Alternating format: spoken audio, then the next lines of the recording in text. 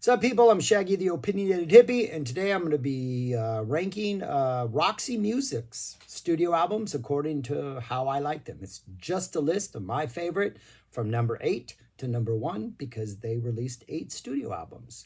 Yeah, Roxy Music, English rock band, art rock, elements of like new wave, elements of a little punk, elements a little, maybe a little prog, a little jazz. It's art rock. So it's a band that's fully aware of like all their influences and everything that's going on in the world, and they sort of turn it into something that's just uniquely Roxy music. I think the two sort of driving forces, Brian Ferry, obviously the voice, just such a fantastic, unique, awesome singer. And then Brian Eno on their first album. The connection to Zappa is Eddie Jobson. So yeah, that's our connection, Eddie. Got us to Jethro Tull. Is going to get us to a couple more bands before we're done with Eddie. So yeah, that's about it. Great band. I don't think, maybe one of these albums is, I don't think any of them are bad. One of them is maybe less inspired than the other. The other 7, I think, are pretty solid listens, and a handful of them are absolutely fantastic. So yeah, that's all. 8 to 1. I'll put the list up when I'm done. You let me know what you think about yours. But yeah, let's get on with Roxy Music. Number 8 is their 7th, which came out in 1980, Flesh and Blood. This is probably the one album in the catalog that seems a little, I guess, lost or maybe lacking a single source of inspiration. Almost every other one has sort of I don't know if it's a definitive sound, but there seems to be some sort of something that unites all of them. You get the sort of adult contemporary of the one that follows, you get the jammy aspect of the one that precedes, you get just the art rock indulgences of the early 70s or the mid 70s stuff. This one's kind of lost between a lot of places. It does have 2 covers on it, which maybe is a sign that they're just running out of ideas. Opens up with a cover of In the Midnight Hour, which just does nothing for me. There's also a cover of 8 Miles High on the second half of the album, which is kind of interesting. There's a little psych element to it. The ending for sure is definitely kind of cool. They lean into the more jammy psych weirdness of it. I prefer the Birds version, but I don't think this is a bad version. It is kind of comes out of left field. Both of these, In the Midnight Hour and 8 Miles High, just an odd choice for them to cover. But that's it. Everything else in here, I just really, there's only one song that really stands out to me. It's like there's 10 songs. The 8th song is called Rain, Rain, Rain. Very synthy new wave vibe. It's got a slight, almost westernish Americana, slight country feel that just makes it feel a little bit weird. It's just a weird song that kind of works.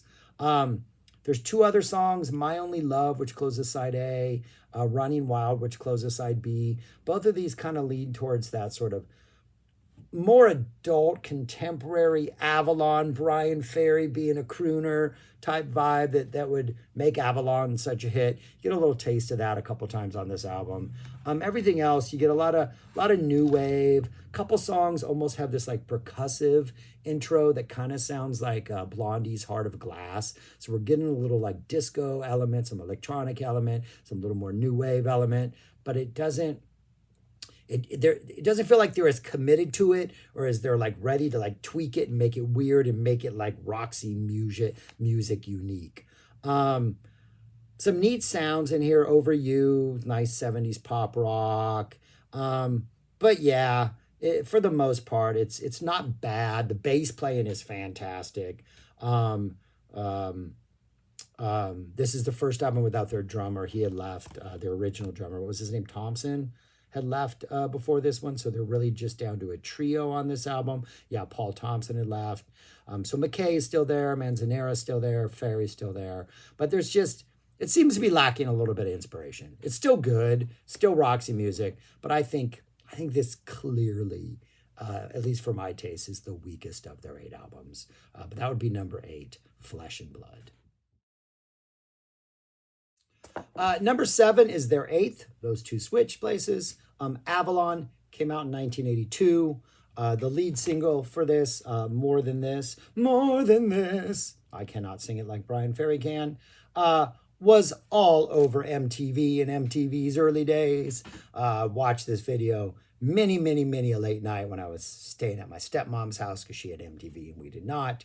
Um, very, and this is the reason I kind of stayed away from Roxy music for a while, because this is what I thought the rest of their stuff sounded like. Very Brian Ferry crooner, so kind of adult contemporary, like I'm going to get my way to your heart through my voice.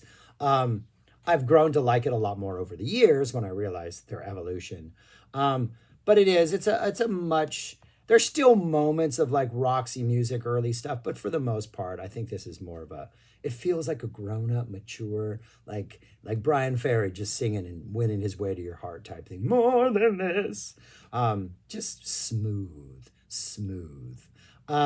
Opens up with that song, which is kind of like a soft rock, new wave psych song, but like smooth. Um, Space Between kind of sounds like early Thompson Twins, that kind of new wave vibe, which I like. Early Thompson Twins is a pretty good 80s new wave band. Avalon, the title track is soft art rock. The way too short, less than 2 minutes, India, is this really cool, almost Peter Gabriel meets Roxy music circa Manifesto vibe. Just kind of this really nice minute and a half groove. With a nice electronic drum ending where they just drop some electronic beats. I wish it was longer. I think if it had been on like Manifesto, it would have been like 8 minutes long. Maybe shows you the direction they're going in. Like, hey, we can still do this. We're just going to do it for much shorter. While My Heart Is Still Beating, kind of a More Than This vibe, a little bit almost Stingish at times, like what Sting would be doing by the end of this decade. The main thing, kind of funky, has that almost Marvin Gaye meets Blurred Lines type, like that kind of funk groove, just low key simmering, but you kind of still want to dance a little bit. Pretty good. Take a Chance with Me, kind of a slow dramatic, kind of a nice slow dramatic intro and like a nice poppier groove. To Turn You On, kind of some nice basic sparse pop, some really nice bass. It's got like some big chorus moments in there. True to Life is really good. Slower, very Brian, very croonerish type thing, really good lyrics. And then it closes out with this like new age sax-centered instrumental called Tara or Tara. But yeah, I think it's a big step up. This is the album that followed the one that was at number 8. I think they've sort of committed to that smoother, soft, rockier sound, but in doing still have those Roxy music sort of elements in there. The saxophone, kind of the grooves, the experimenting with different genres, but slightly. But yeah, and if you were watching MTV in the early 80s, man, More Than This is just like, it's part of your DNA at this point, man. But yeah, that would be my number 7, Avalon. Number 6 is their third album, Stranded. This 5 and 4, I think, are all pretty close. They're all pretty just strong, consistent, solid Roxy music albums. This one has 2 absolutely fantastic songs, and I don't think there's really any bad songs on here. But Amazona is awesome, kind of this nice, tight Roxy music funk. Ferry's vocals are absolutely fantastic. When Ferry commits and just does those crazy little Ferry runs that, I don't know, they sound like they're wildly off key all the time, but they're just, the choices he makes are absolutely fantastic. Just some awesome art psych pop music with some great guitar, some really weird noises in this. The band, B and Artie.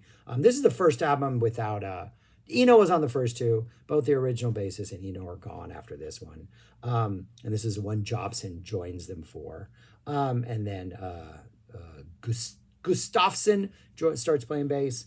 And then Psalm, both of these close out side A nice like slow piano ballad that kind of slowly builds and kind of builds into this sort of like Mars-esque proggy type energy. And then it gets kind of low-key funky, nice guitar, nice sax. Ferry's vocals are absolutely fantastic. But those 2 songs are kind of the heart of the album and probably the best. Street Life opens up with like its nice 70s art rocker. Little Knock on Wood, slightly dance vibe seeping in there a little bit. Just Like You, kind of a power ballad that slowly builds as instruments start to enter. Serenade, nice song, nice pop art rock with some tasty vocals. Just jump right into it from the beginning. A Song for Europe. Some really nice electric piano in the beginning of this. This has this sort of drawn out, almost She's So Heavy type psych vibe that's a little bit like atmospheric and intense. Nice saxophone in here. I think the first lines are sitting at an empty cafe. So like this really, it's a mood. It's like sitting in an empty cafe in Europe. It's probably like evening, and things are happening out there. Yeah, it's really cool. I think he speaks French. I think there's some French lines and some Latin lines in here. So we're going full Europe. But it's got a nice sort of psych undercurrent. Actually, a pretty good song. Mother of Pearl, upbeat, loose rock and roll vibe. Kind of cool. There's a Zarathustra, thus spake reference. Really nice bass, nice bouncy pop rock, Mother of Pearl. And then Sunset. It's like a pretty chill sunset type of thing, but it's the sunset at the end of a disappointing day. That's the vibe of this one. So anyways, a pretty strong album from start to finish. Nothing bad, but really two fantastic songs, I would say, right in the middle. Amazona and Psalm are actually really strong, but a really good album. And that would be my number 6, Stranded. Number 5 is their 5th. Did we met? No, it's their 4th. Country Life. This came out in 1974. This one I think is kind of similar to Stranded, but has much more of like a rock drive, just like a pure rock heart. Kind of pushing a lot of this. The opening, the thrill of it all, just an awesome, just great, awesome piano intro into some great guitar and bass. Just a straight up rocker, man. Following track 3 and 9 kind of taps into a little bit of a Neil Young sort of country pop type bounce. That's sort of this era of Neil, like mid-70s era type Neil, that kind of vibe. All I Want Is You, great, really aggressive, another just straight up rocker with some fantastic guitar. Out of the Blue, awesome, great bass, sort of just driving this album. It's like an upbeat rock, but we get some really kind of funky breaks in this, some really nice guitar. At one point, I think it's Jobson's violin is just making some awesome squealing noises. They're absolutely fantastic. Just one of those songs that maybe starts off maybe a little more inauspicious, but by the end of it, it's just absolutely fantastic and just a great song.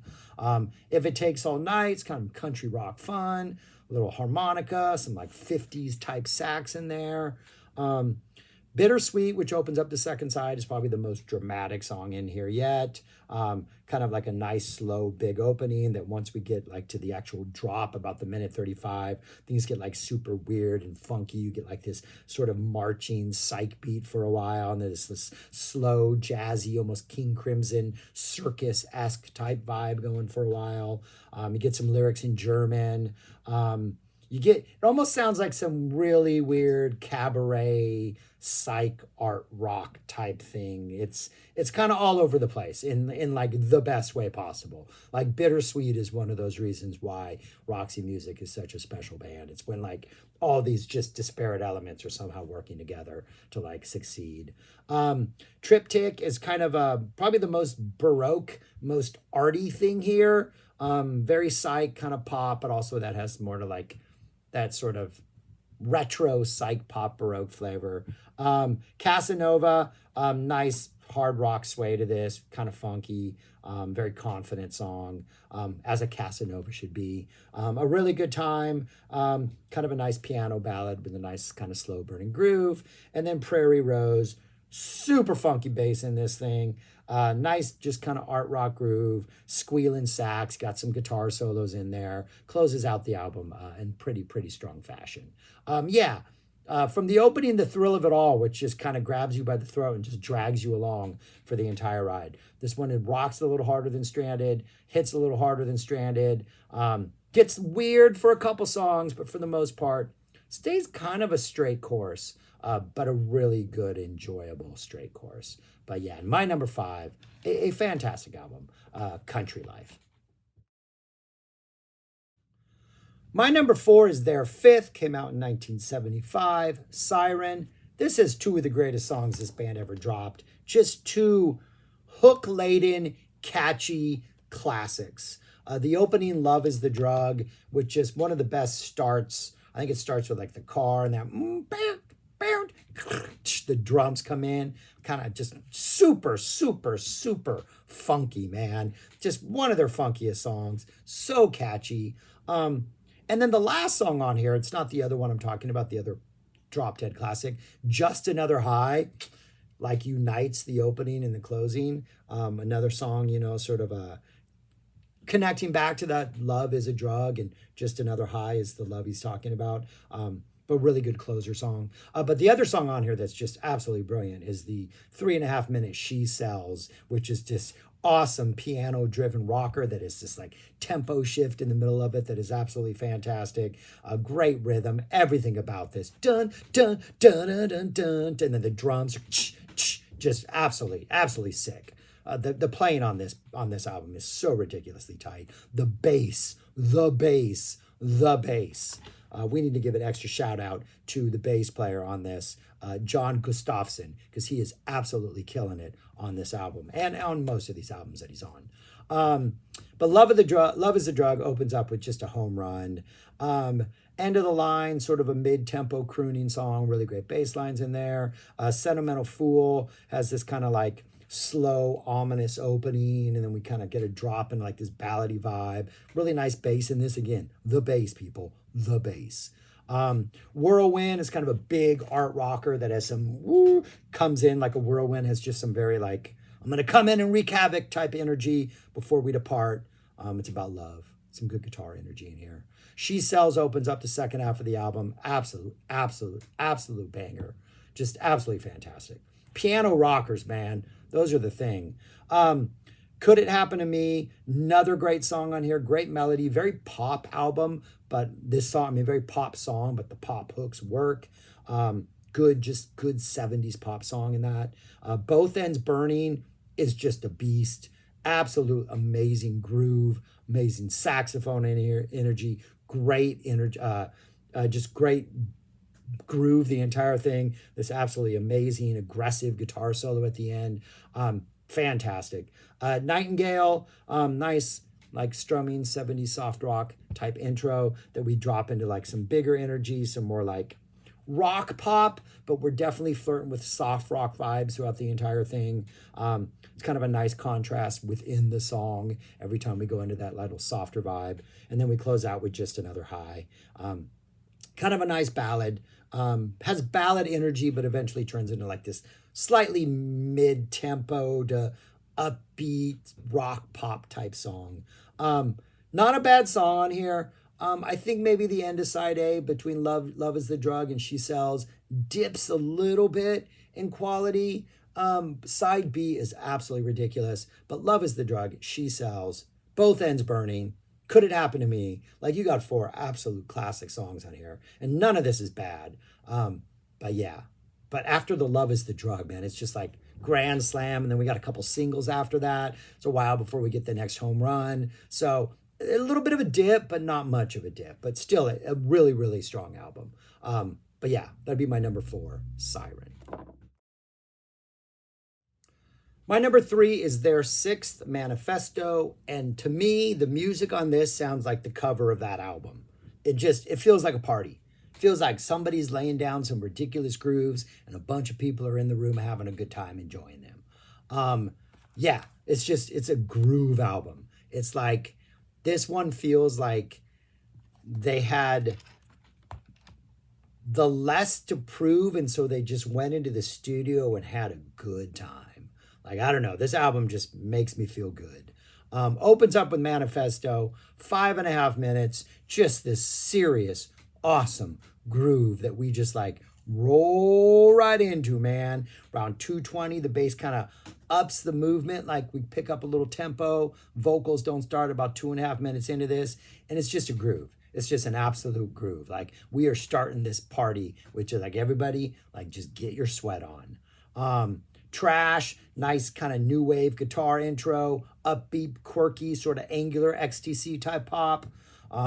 Angel Eyes kind of reminds me of sort of like Bowie-esque Lodger type pop rock. So we're definitely kind of aware of what's going on in the rest of the world here and making it a Roxy music version of that. Still Falls the Rain, fantastic. Some great guitar in here, kind of nice soft rock vibe that kind of slides into some funk rock. The horns, I think it's some horns that are coming in, right? We got some, either some horns or some great sounding keyboards. They get some great, oh, we got an oboe. Yeah, we got an oboe coming in at some point. Just great energy with kind of a nice jammy end on it. Stills Falls of Rain. And then the first half of this album closes out with the awesome Stronger Through the Years, a nice dramatic electric piano intro, some more great guitar, like this almost guitar theme that comes in, leads us into this kind of slow, kind of dramatic, really slow burning song, but then the funky bass comes in, we get another guitar solo, we get a little bit of a bass solo, and then this groove just kind of takes us home after like 6.5 minutes. Like, just awesome, indulgent, sort of an indulgent groove, jammy, art rocky type thing. Like the band just feels loose, man. And then right after that, to open up the second half of the album, Ain't That So? You got some straight up funk guitar that opens it up. It's almost like we're flirting with like early Doobie Brothers like territory, when the Doobie Brothers kind of got kind of funky. The sax, the bass, everybody's playing a big part in this song. Just really nice kind of smoldering late 70s type funk. A little Doobie Brothers pop thrown in there. Nice groove in here. Ain't That So? Absolutely fantastic. My Little Girl, kind of new wave pop, little art jazz, the bass. Dance Away, kind of upbeat pop, a little softer, a little gentler. You're dancing a little like smoother right there. Cry, fantastic. You got the horn vibe, you got some guitars. I think you get a Neil Sedaka call out. Are you ready for some Bad Blood? I think that was that Neil Sedaka song, Bad Blood, right? Little funkier vibes, almost some like Tom Jones type sway in this, like that kind of swag that Tom Jones has, kind of like that kind of energy. Just cry, just this really awesome and super funky fun song. And then you close out with Spin Me Around, which is like a fairy crooning ballad, just like send you home. Like this is the, like after this album, you want to hear a fairy kind of croon and send you home because everybody's sweating, they've been dancing all night, and to like leave the dance hall or leave the concert while fairy's kind of like tucking you into bed and like singing you a lullaby. Yeah, there's no better way to end this album. Manifesto. It's a manifesto to have a good time, people. Just put this on, enjoy the grooves, enjoy the beats, enjoy this fantastic band. That's my number 3, Manifesto. My number 2 is their debut album, self-titled Roxy Music. This came out in 1972. Just absolutely awesome debut. Opens up with Remake Remodel, which is just like a pedal to the metal, manic art rocker. Everybody just go. One of the lyrics is CPO 593H. CPO 593H. It's an actual license plate. I think Eno, Brian Ferry. I think Eno, maybe it was Brian Ferry, literally had seen this woman and that was her license plate. And like it's actually in the song. But the end of this almost seems like it's like mocking progressive rock, because like there's a section where like everybody gets a chance to solo for like 6 seconds or something like that. Everybody gets this like little burst of like solo energy, and it's almost like, yeah, what takes prog bands 15 minutes to do, we're gonna give everybody solo in like 30 seconds. Watch this. It's an exhilarating opening. Ladytron, the second song, is almost like eerie, spooky, like they've subverted the idea of jazz in this really creepy type intro. About over a minute into it, the song kind of drops. This is a calmer song, but we got some 60s sort of psych elements in here, little blues rock interlude in the middle.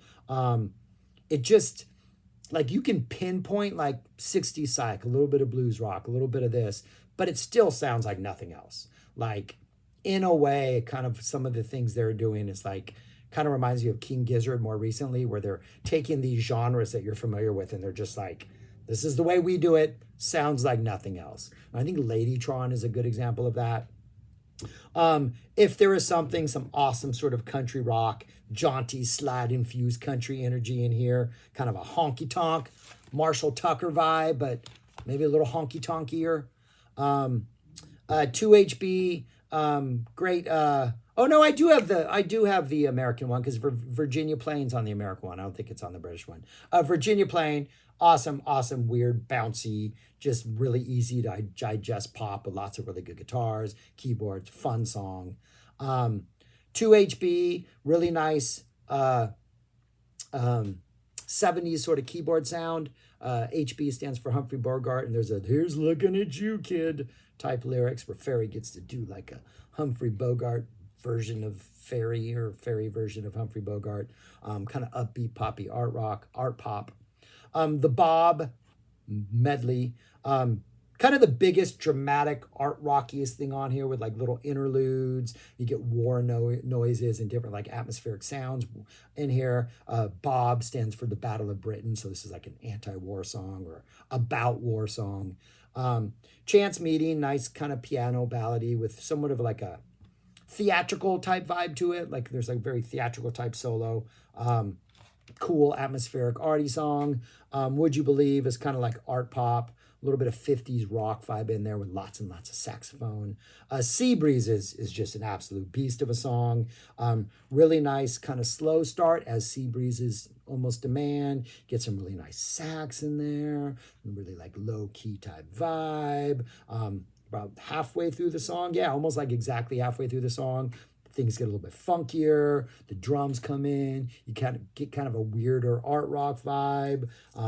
Awesome scratching guitar solo comes in there to get things crazier. Apparently, what's happened with these sea breezes, maybe like a hurricane's coming in or something's happening. But yeah, then it gets really funky and weird for a while. Then we go back to like for the last minute, we kind of calm down to like just the vocals vibe. Everything's gone. We're back to just the sea breezes. And then it closes out with Bitter's End, which is like a traditional, almost like music hall type vibe. Yeah, a lot of different flavors on here. They're dipping their toes in a lot of different genres, but everything kind of feels like something that you would expect someone like Brian Eno to have his hand in. Brian Ferry, as we would know, would turn out to be awesome. His vocals are just fantastic. But yeah, man, this is a fun, really good, really satisfying, really kind of eclectic debut. Pretty awesome. That would be my number 2, their number 1, Roxy Music. And my number 1 is their number 2, which pretty much exists for everyone's pleasure. But it's 1973's For Your Pleasure. It's kind of a perfect album, man. It's about as perfect as albums can get. Honestly. Opens up with Do the Strand, straight up rocking out of the gates. Dun, dun, dun, dun, dun, dun, dun, dun. Just awesome energy, funky, tight, weird art rock. Beauty Queen, nice eerie keys, ballad, crooner type number. We kind of get a shift into sort of like a little rock jam in the middle of it. Then we go back into the ballad tempo. Strictly Confidential is kind of low-key crooning, like he's telling you something. Ferry's sharing a secret with you that is strictly confidential. But then this sort of screaming guitars, like just kind of soloing in the background at some point. Really awesome vibe to this song. Additions of You, nice upbeat electric piano, really taut vibe, some crazy saxophone going on in this thing. What I write, some sci-fi noises. Like I wrote strings a couple times. I think it's Eno's doing some pretty cool stuff on synthesizer in here. So you get some kind of weird noises on this song. That's in Additions of You. In Every Dream, Home a Heartache. Starts off with just like almost like solo Ferry alone with like music, just kind of electronic sounds, just kind of lurking, creeping in the background. And then 3 minutes into this song, we get like a nice drop with guitar leading in, kind of taking the charge of the music. That eventually leads into a pretty intense little solo. That fades out, then it fades back in with the soloing continue to like just absolutely tear it up. Side A is like just perfect. That's side A. It's absolutely fantastic. Side B opens up with the 9.5 minute The Bogus Man. This is just an awesome groove. It's like Roxy Music channeling Kahn and krautrock and like that German sort of just like, let's groove. Awesome keyboard sounds in here. The key energy is fantastic. When the lyrics finally do enter, it reminds me of like some weirder Primus stuff. When Primus would do sort of almost like something similar to like spaghetti western, where there's, there's just kind of a groove and there's kind of singing over it, and we're just kind of occupying that groove space. Really awesome, really nice loose jam in the middle that's absolutely mesmerizing and amazing. Yeah, that goes on from like the middle almost to the entire end of the song. Just absolutely fantastic song. 9.5 minutes of absolute just jam perfection. Gray Lagoons follows that, and it just manages to like not disappoint. Really funky bass. The bass kind of drives the song. Got a really nice guitar. Lots of hyper sax is kind of all over the place. Lots of stuff going on in here. Just maybe like in the way the Bogus Man just kind of lays down a serious groove for 9.5 minutes, but manages to keep your attention. Gray Lagoons is like, okay, now we're going to be all over the place in like 4 minutes, but we're still going to keep your attention. And then it closes out with For Your Pleasure, straightforward ballad, almost some like theatrics, like almost like some like very almost dramatic type stuff.